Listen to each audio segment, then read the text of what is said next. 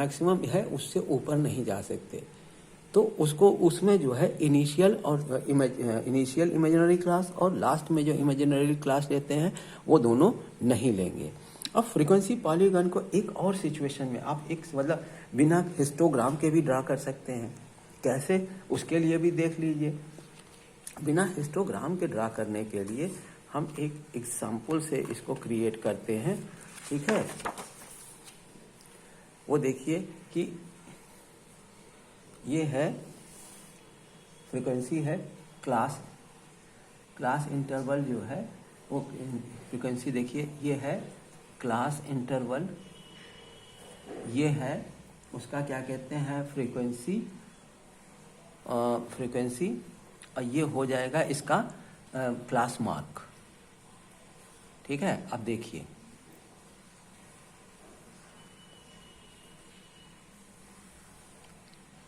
अब ध्यान दीजिए, हम एक लाइन छोड़कर लिख रहे हैं, ठीक है, क्योंकि हमको जो पहले इसके इनिशियल स्टेज जो लेना है उसको बाद में लेंगे। पहले जो क्वेश्चन दिया है उस पर ध्यान दीजिए कि ये है 50 to 60, फिर इस तरीके से 60 to 70, 70 to 80, 80 to 90, 90 to 100, 100 to 110, 110 to 120। इसकी फ्रीक्वेंसी दी हुई है कितनी, 12, 16, 25, 20, 25, 20, फिर 32, 27, 32, 27 और फिर उसके बाद 18।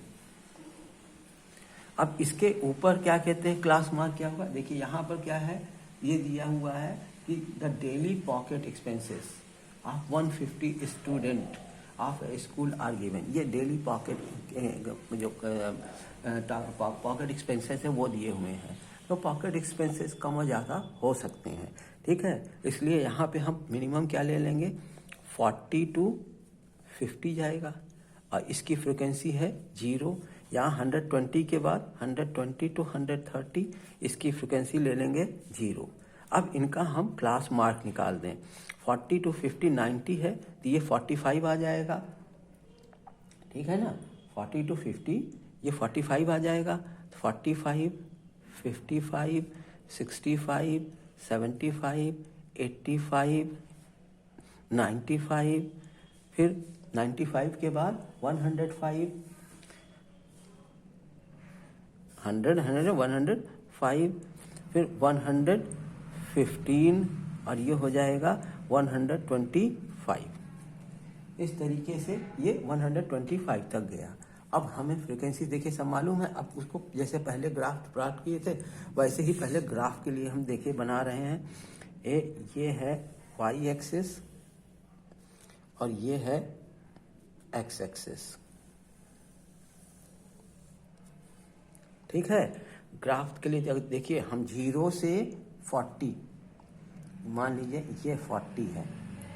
अब इसके बाद 130 तक हम इस तरीके से बनाते जाएं, क्या कहते हैं 10 के गैप पे। तो ये 40 के बाद ये सपोज करिए 50, 60, 70, 80, 90, 100, 110, 120 और ये सपोज कर लीजिए लास्ट वाला 130 है, ठीक है। अब इसमें देखो फ्रीक्वेंसी कहाँ से कहाँ तक है हमारे पास। देखिए मैक्सिमम फ्रीक्वेंसी कितनी आ रही है, 32 है। मैक्सिमम फ्रीक्वेंसी 32 है, ठीक है। तो इसके लिए हमको क्या करना चाहिए कि 0 to 10, ये सपोज कर लीजिए 10 यहाँ आ रही है, 40 तक जाना है। 1 2 3 ये सपोज कर लीजिए 20, ये सपोज कर लीजिए 30, ये सपोज कर लीजिए 40, ठीक है। अब हमको इसका एक तो मालूम है आपको कि 0 से 40 के बीच में मेरे पास कुछ भी नहीं है, तो इसलिए यहाँ पे एक किंक बना देंगे। ये ब्रेक पॉइंट है। अब 40 पे हमारा 0 है और फिर उसके बाद 50, 40 से 50 40 से 50 के बीच में 0 है तो वो 0 यहाँ पे हो जाएगा, ठीक है।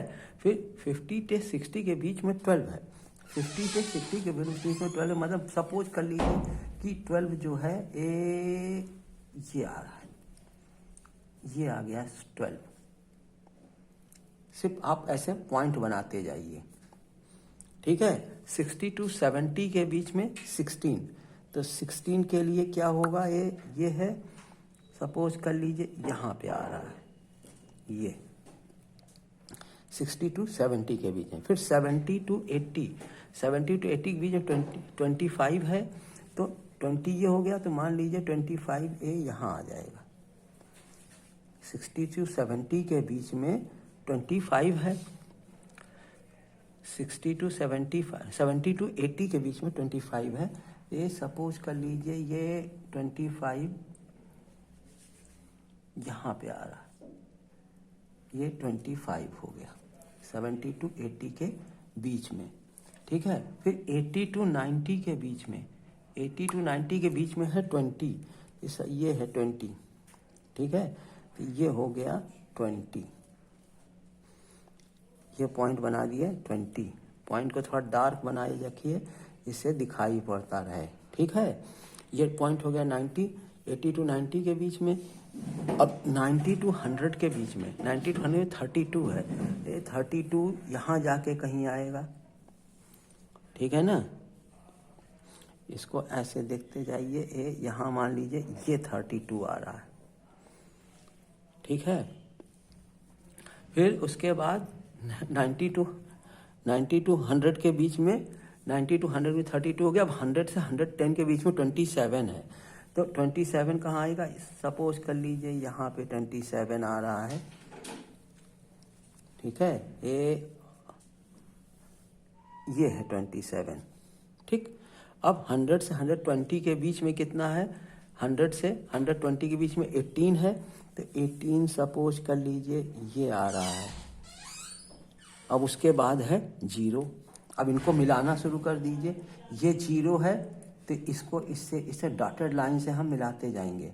फिर उसके बाद ये, फिर उसके बाद ये, फिर उसके बाद ये, फिर उसके बाद यहाँ से हम नीचे आए तो ये देखिए ये, ठीक है।